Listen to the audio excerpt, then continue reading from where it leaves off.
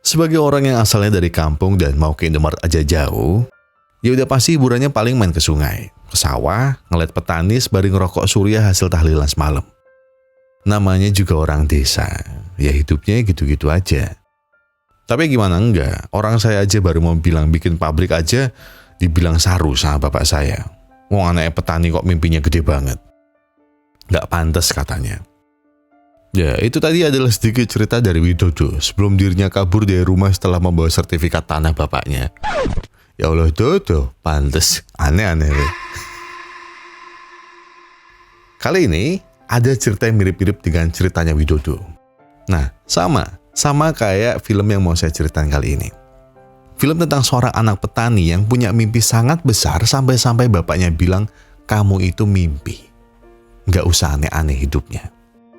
Dan apa yang anak petani itu lakukan? Dia nggak berhenti. Dan kalian harus belajar darinya. Karena ini dari kisah nyata. Penasaran? Jadi begini ceritanya.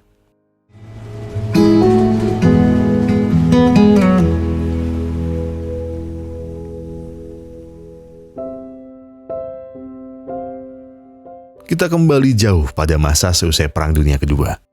Satu dari sekian banyak prajurit Italia yang dikirim ke medan perang, ada yang bernama Ferruccio Lamborghini.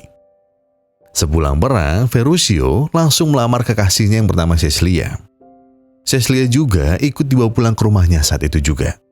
Kedatangan Ferruccio telah ditunggu-tunggu oleh adik-adiknya dan juga ayahnya yang bernama Antonio Lamborghini. Keesokan harinya, Ferruccio mengungkapkan mimpinya pada sang ayah.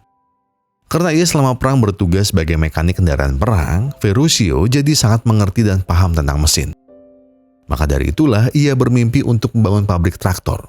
Traktor yang lebih murah dan lebih kuat dibanding yang pernah ada di pasaran. Ayahnya sempat melarang Ferruccio untuk bermimpi terlalu tinggi. Kebun ayahmu ini kecil dan kamu ini cuma anak petani biasa. Jadi mimpimu itu jangan terlalu besar, nak. Dan lanjutkan saja kebun ayahmu ini. Namun Ferruccio masih kekeh. Ia menolak untuk melanjutkan kebun milik ayahnya. Dan ia akan biarkan kebun ini dilanjutkan oleh adik-adiknya. Ferruccio tetap yakin kalau mimpinya ini bisa ia buat menjadi kenyataan. Dan ia akan membuat nama Lamborghini abadi dengan traktor buatannya nanti. It's not good, Ferruccio. You'll throw your life away. Langkah pertama Ferruccio untuk mewujudkan mimpinya adalah memenangkan balapan yang digelar oleh Enzo Ferrari. Jika ia menang, maka uangnya akan digunakan untuk merakit traktor pertamanya. Tapi Ferruccio tidak sendirian. Ia akan bertanding bersama rekan mekaniknya di medan perang. Namanya Matteo. Balapan pun dimulai. Mobil tak bermerek milik Ferruccio ini harus berhadapan dengan mobil rakitan Alfa Romeo dan juga dari Porsche. Keinginan keduanya untuk menjadi juara sayangnya tak didukung oleh kemampuan mobilnya yang tak mampu bersaing dengan kedua lawannya. Ferruccio yang benci akan kekalahan pun terus memaksakan keinginannya.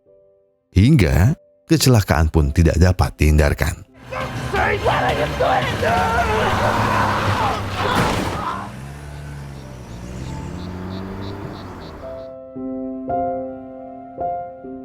Kekalahan itu membuat Ferruccio mulai meragukan impiannya.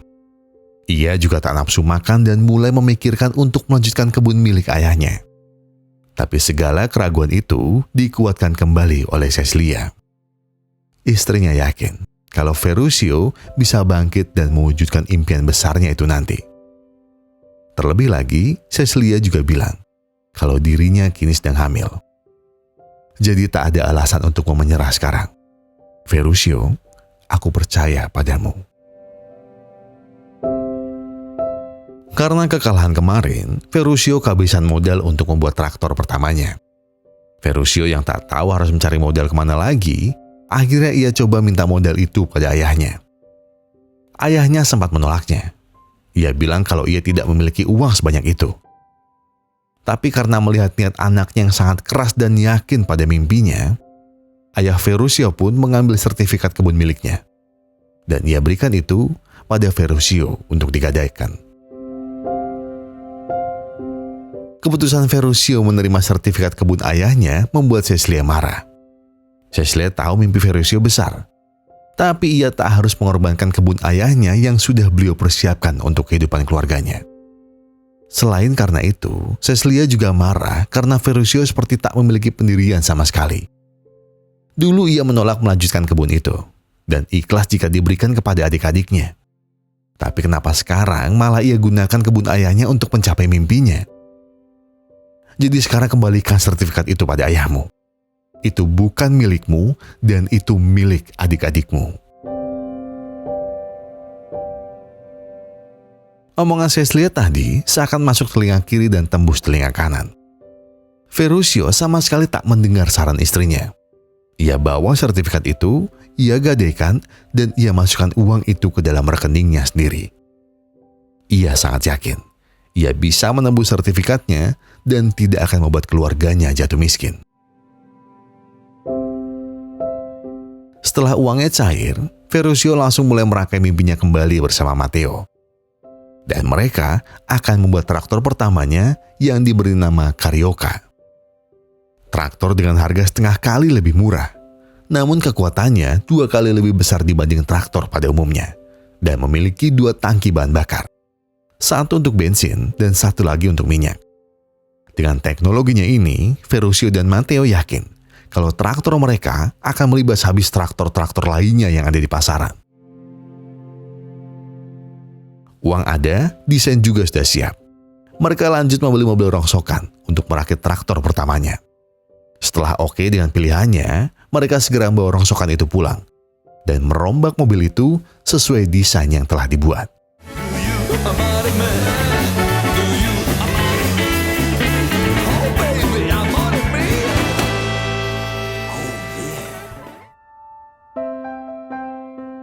Di tengah-tengah mereka mengerjakan, Matteo tiba-tiba terpesona dengan seorang wanita yang baru saja turun dari bis. Kecantikannya membuat Matteo terus berdecak kagum ketika melihatnya. Sayangnya, ketika di lain waktu mereka bertemu lagi, Matteo tak berani mengajaknya berbicara dan harus dibantu oleh Ferruccio. Wanita muda dan mempesona ini bernama Anita. Walau sudah dibantu, Matteo tetap saja kaku dan tidak sepatah kata pun bisa keluar dari mulutnya. Ferruccio pun terus menyemangati Matteo. Ia ingin Matteo bisa dekat dengan Anita suatu saat nanti. Walau Ferruccio terus sibuk dengan traktornya, tapi ia tak pernah lupa menjadi suami yang baik untuk Cecilia dan menyiapkan segala hal yang Cecilia perlukan. Mereka bertiga juga kerap jalan-jalan bersama untuk menghibur Cecilia yang jenuh di rumah terus. Setelah menunggu sekian lama, usia kehamilan Cecilia pun mencapai hari-hari akhir. Cecilia berpesan agar besok Ferruccio tidak pulang terlambat, karena Cecilia harus ke dokter dan memeriksa kandungannya. Ferruccio tentu mengiyakan apapun yang istrinya minta, dan ia berjanji untuk pulang tepat waktu besok. Namun sayang, janji itu tak dapat Ferruccio tepati. Ia tak bisa pulang sebelum melihat logo Lamborghini-nya jadi. Senyum sumringah Ferruccio merekah setelah melihat logo itu jadi, dan sesuai dengan apa yang ia mau. Tapi, kebahagiaan itu tidak bertahan lama. Karena ketika pulang, tetangganya bilang kalau Cecilia mengalami pendarahan hebat dan ia telah memanggil ambulans untuk menjemputnya. Sementara itu Cecilia yang sedang melahirkan terlihat sangat kesakitan. Pendarahannya juga belum berhenti.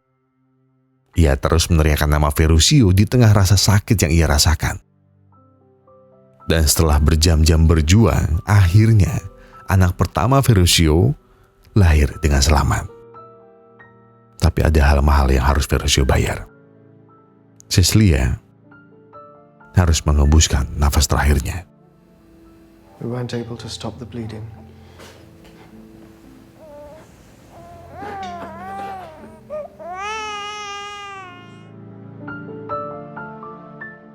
Berpulangnya sang istri membuat emosi Ferruccio tak stabil. Ia menghancurkan berbagai barang yang ada di bengkelnya. Tangannya juga hampir saja menghancurkan traktor buatannya. Tapi niatannya berhenti. Ferruccio tersadar kalau Cecilia telah tiada. Tapi hidupnya harus tetap berlanjut. Mimpinya juga harus tetap ia teruskan. Dan ia tak boleh mengecewakan Cecilia yang ada di atas sana. Setelah pemakaman Cecilia, anak pertama Ferruccio pun dibawa ke rumah ayahnya.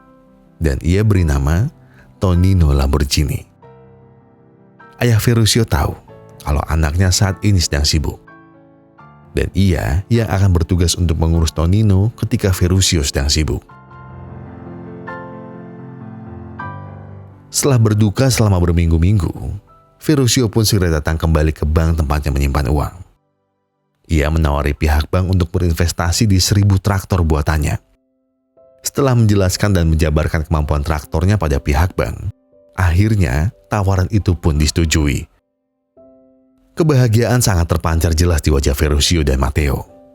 Untuk merayakan kesuksesan mereka, keduanya lalu minum-minum di sebuah resto mahal di dekat sana. Baru minum seteguk, Matteo melihat Anita yang baru saja masuk ke resto yang sama. Matteo lalu bercerita kalau ia tergila-gila pada Anita. Tiap malam, ia selalu memimpikan senyum Anita. Sebari izin akan keluar sebentar, Ferruccio bilang, mungkin inilah waktu yang tepat bagi Matteo untuk lebih dekat dengan Anita. Jadi Matteo, tunjukkan pesonamu padanya sekarang. Tapi yang tidak Matteo tahu, ternyata Ferruccio keluar untuk menangisi keadaan. Harusnya Cecilia ada di sini merasakan kesuksesannya. Tapi tangisnya tiba-tiba berhenti ketika Anita datang. Ia bilang, tadi Matteo mengajaknya berbicara, tapi ia tidak tertarik pada Matteo dan lebih tertarik pada Ferruccio. Anita lalu izin untuk duduk di samping Ferruccio. Ferruccio sempat menolak. Karena jika ia mengizinkannya, sama saja dengan mengizinkan Anita masuk ke dalam hatinya. Ferruccio hanya akan mencari kekosongan hati setelah ditinggal Cecilia. Dan ia akan melukai hati Anita nantinya. Anita tak peduli dengan semua omongan itu. Ia lalu duduk di samping Ferruccio dan coba menenangkan tangisnya.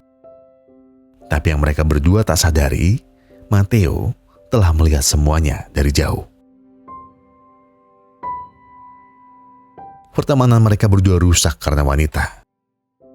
Matteo merasa muak dengan Ferruccio yang selalu ingin menang segalanya. Matteo juga bilang kalau Ferruccio serakah dan tak memikirkan perasaannya sama sekali.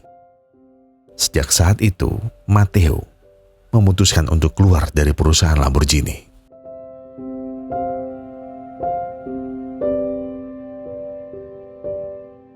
Setelah kerja keras selama bertahun-tahun, pabrik traktor Lamborghini kini telah berkembang pesat. Kini Ferruccio juga telah memiliki banyak mobil Ferrari di garasinya. Anita kini juga sudah menjadi istri Ferruccio. Walau telah sukses seperti sekarang, tapi Ferruccio gagal menjadi seorang ayah yang baik. Anita bilang, kalau nilai Tonino terus menurun dari semester ke semester. Tonino tak membutuhkan banyak uang, mobil mewah atau barang-barang mahal lainnya. Tonino butuh sosok seorang ayah. Yang sejak kecil ia tidak dapatkan itu dari Ferruccio, yang terus-menerus sibuk dengan kerjanya. Mendengar itu, Ferruccio lalu mengajak Tonino untuk jalan-jalan. Ferruccio juga menghadiahkan sebuah perahu untuk anaknya karena nilainya jelek. Karena menurut Ferruccio, hidup ini singkat dan nilai tidaklah penting baginya. Bahkan kalau nilai Ferruccio masih jelek di semester depan, ia akan membelikan anaknya Ferrari. Ferruccio juga bilang kalau ia masih merindukan ibu Tonino. Walau sudah bertahun-tahun, tapi rasa rindunya masih sama seperti hari pertama ia kehilangan ibu Tonino. Ibumu adalah orang yang paling baik, paling cantik dan paling cerdas dari semua wanita yang pernah aku temui. Bahkan Anita tak pernah bisa menyamai apa yang ibumu miliki. Dan hidupku terasa lebih mudah ketika ibumu masih ada di sampingku. Suatu hari di pabrik Lamborghini-nya, ada seorang pria asing bernama Bob Wallace datang untuk melamar pekerjaan. Dia adalah pecinta mobil-mobil produksi Italia. Bob juga mengaku pernah melamar di Ferrari, Fiat, dan Maserati. Tapi tidak ada satu pun yang menerimanya. Ferruccio tadinya cuek saja dan terus memperbaiki mobil Ferrari miliknya. Semua Ferrari milik Ferruccio selalu mengalami satu masalah yang sama. yaitu koplingnya selalu saja buruk. Bob memberikan pendapatnya tentang itu. Pengetahuan otomotif Bob yang sangat baik membuat Ferruccio terkesima dan menerimanya bekerja di perusahaannya. Tugas pertama Bob sebagai karyawan Ferruccio adalah menemaninya untuk bertemu bos Ferrari, yaitu Enzo Ferrari. Ferruccio sengaja mendatangi Enzo untuk bilang kalau ia memiliki masalah yang sama di setiap mobil Ferrari yang ia miliki. Dan Ferruccio memiliki solusi untuk itu. Maka dari itu, Ferruccio menawarkan kerjasama antara Ferrari dan Lamborghini. Dan ia akan memberi solusi itu padanya. Namun sayang, Enzo adalah orang yang sangat arogan dan menolak segala bentuk kerjasama dari petani seperti Ferruccio.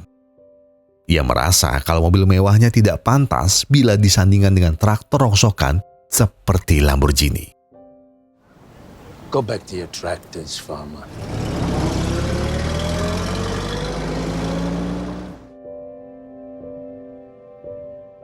Beberapa waktu kemudian, Ferruccio sekeluarga mendatangi sebuah pameran dan pandangan Ferruccio tertuju pada Miura, spesies banteng paling ganas dan paling licik yang pernah ada.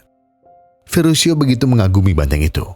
Kekuatan dan keganasan banteng Miura ingin Ferruccio aplikasikan pada sebuah mobil ciptaannya. Dan itu semua bukanlah omong kosong belaka. Ia merekrut orang-orang paling kompeten dalam bidangnya untuk mewujudkan impiannya. Giotto Bizzarini, dulunya dia pernah bekerja untuk Ferrari. Ada juga Gianpaolo Diarra, bekerja di Maserati. Dan yang terakhir, Franco Scaglione, yang dulunya pernah bekerja di Alfa Romeo. Ketiga pekerja terbaik ini Ferruccio rekrut untuk menciptakan mobil Lamborghini pertamanya.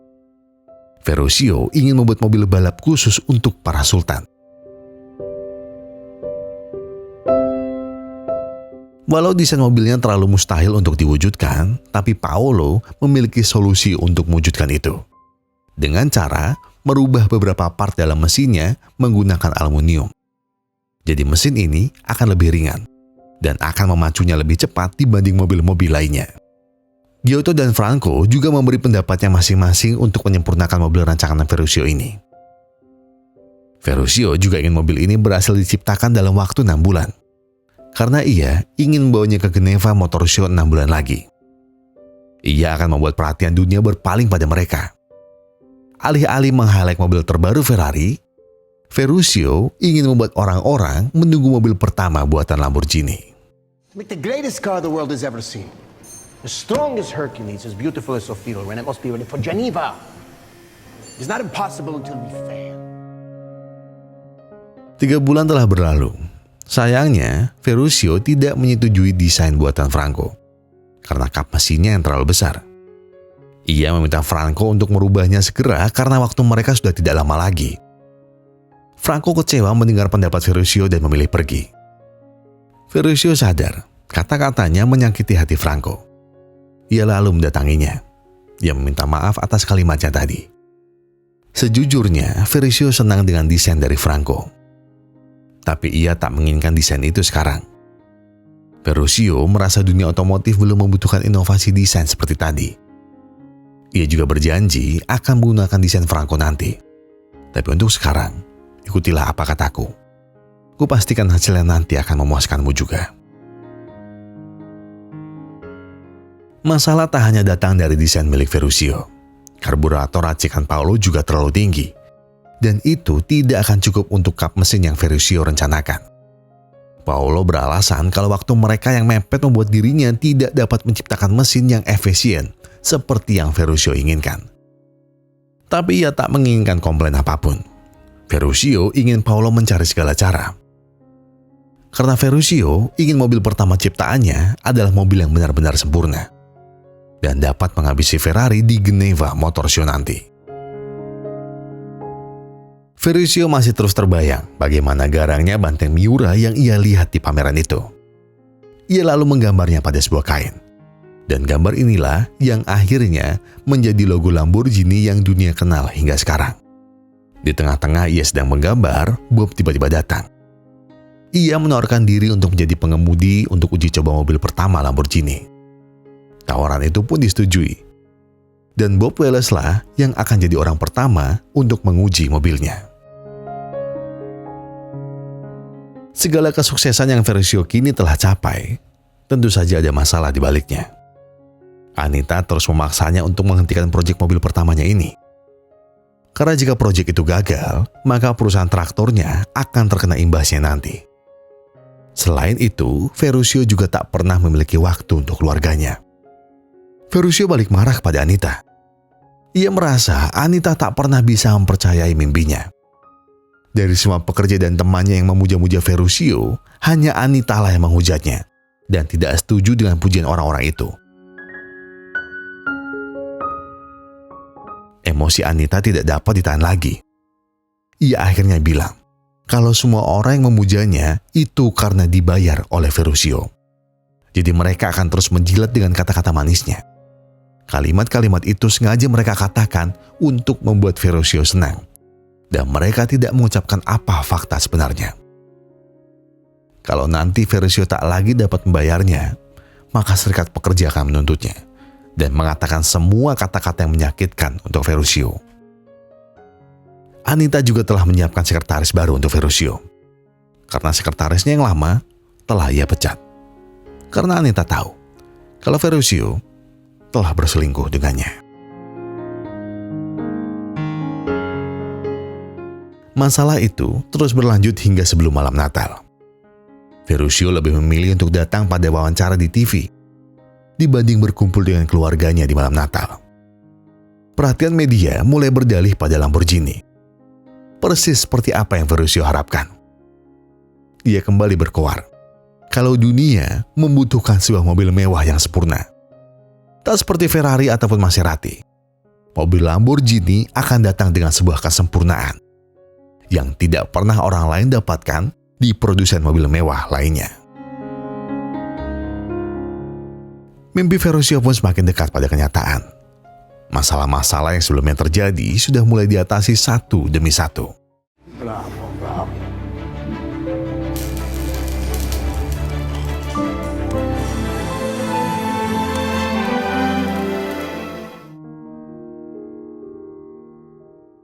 Setelah semuanya siap dan persis seperti apa yang Ferruccio mau, kini mereka yakin kalau mereka bisa menunjukkan pada dunia seperti apa mobil mewah yang sesungguhnya. Miura, itulah nama yang Ferruccio berikan pada mobil ini. Dan ini akan menjadi mobil terindah yang pernah orang lihat di dunia. Sebulan sebelum Geneva Motor Show, Ferruccio merayakan kesuksesannya dengan membuat pesta di sebuah resto paling mahal yang ada di Bologna. Penyanyi utama yang ada di sana juga memuja Ferruccio sebagai orang kebanggaan Italia. Sembari menikmati live musik, Ferruccio menggambar desain mobilnya. Lalu seorang wanita cantik bernama Gabriela datang untuk duduk di sampingnya. Di sana Ferruccio memamerkan desain mobilnya tadi. Dan ia bilang, mobilnya akan sama cantiknya dengan Gabriela. Tiba-tiba, Anita dan Tonino datang juga pada pesta itu dan melihat segala kelakuan Ferruccio. Kemarahan Anita tak lagi dapat dibendung. Anita lalu bilang, benar katamu, kalau kekosongan dalam hatimu akan menyakiti hatiku. Tadinya aku berniat untuk mengisi kekosongan hatimu setelah dirimu ditinggalkan Cecilia. Tapi ternyata aku salah. Kau memang tidak pernah ingin mengisi kekosongan itu. Anita kini tak tahan lagi melihat kelakuan Ferruccio.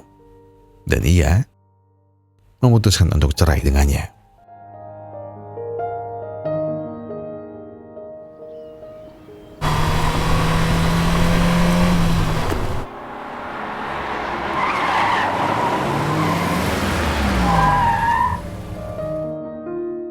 Setelah Bob dan Ferruccio melakukan uji coba, ia sangat puas dengan semua hasilnya. Dan ia makin yakin kalau mobil inilah yang akan ditunggu-tunggu dalam Geneva Motor Show sebentar lagi. Tapi Ferruccio ternyata masih tak puas dengan satu hal, dan akan mengecat mobil ini menjadi warna hijau.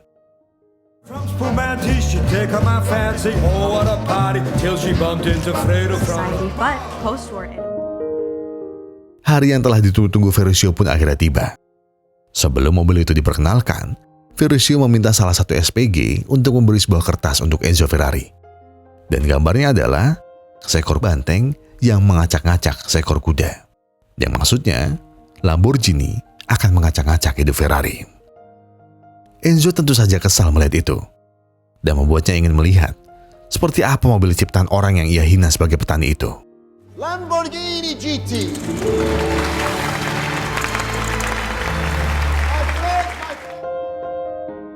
Ferruccio dengan penuh percaya diri memperkenalkan mobilnya pada dunia. Bahkan Ferruccio juga mengutip slogan dari Ferrari untuk memperkenalkan mobilnya. Jika Ferrari bilang belilah Ferrari ketika kau ingin jadi seseorang, maka belilah Lamborghini ketika kau adalah seseorang. Tepuk tangan riuh dari seluruh orang menunjukkan bagaimana hari itu harga diri Ferrari benar-benar diinjak oleh Lamborghini. Dan impian Ferruccio pun kini berhasil dengan membuat mobil tercepat yang khusus untuk para sultan di luar sana.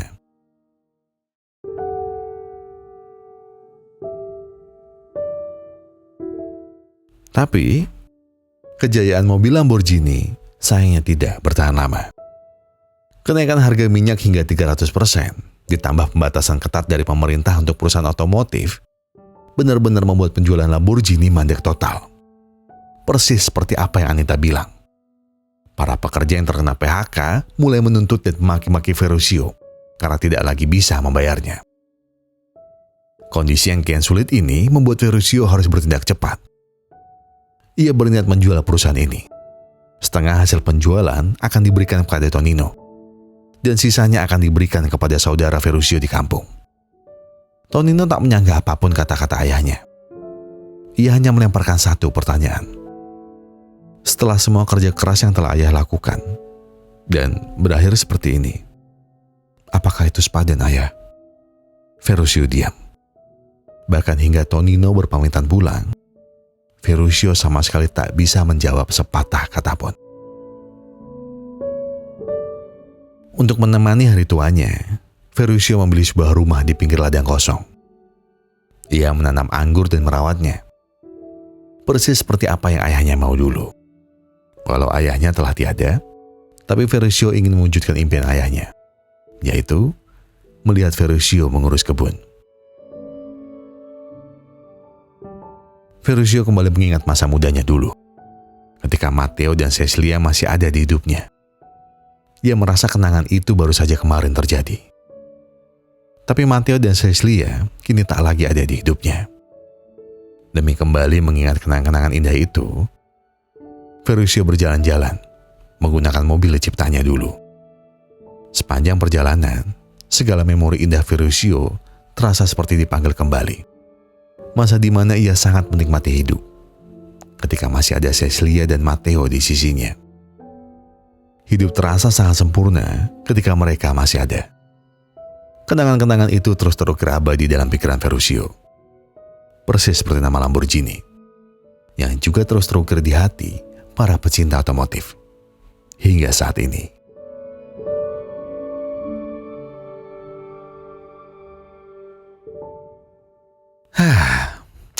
Karena film ini saya jadi ingat sebuah kata-kata yang cukup nyelekit buat saya ketika saya baca. Jangan melihat apa yang orang lain peroleh dalam hidupnya, tapi lihatlah apa yang Tuhan ambil dalam hidupnya.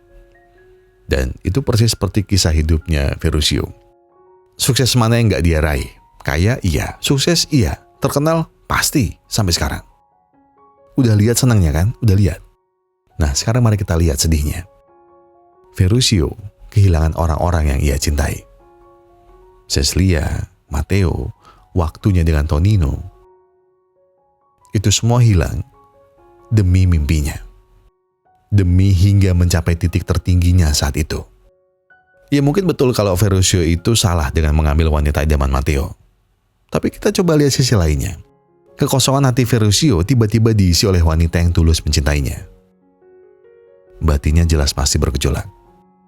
Tapi Ferruccio dari awal sudah bilang kalau dia tidak ingin menyakiti Anita. Tapi Anita cuma percaya kalau dia bisa mengisi kekosongan itu. Jadi ya, siapa yang salah dalam kisah ini? Matteo juga gak berani deketin Anita, apakah itu salah Ferruccio?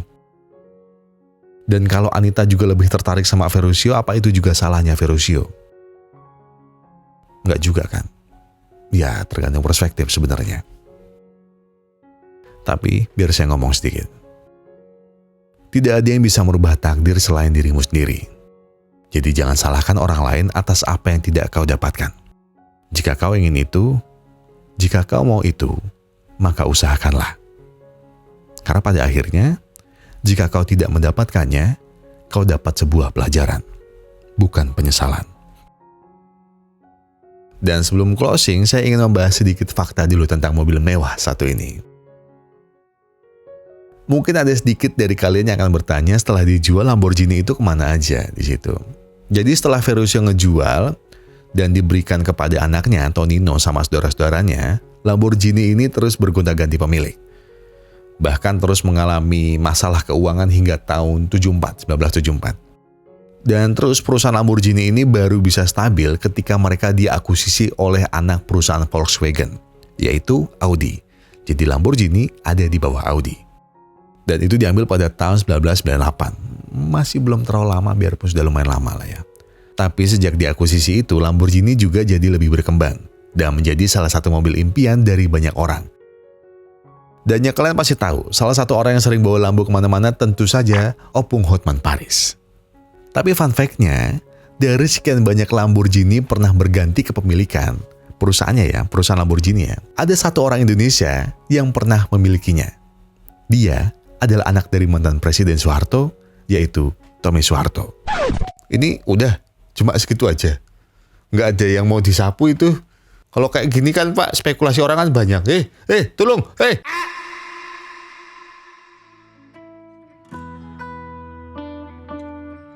Ya, saya dan seluruh tim Pusra Back Glory mengucapkan terima kasih. Terima kasih buat yang sudah menonton video ini sampai habis. Terima kasih buat yang sudah memberikan komen. Terima kasih buat yang sudah memberikan like. Terima kasih buat yang sudah subscribe. Dan juga terima kasih buat yang sudah memencet tombol thanks-nya.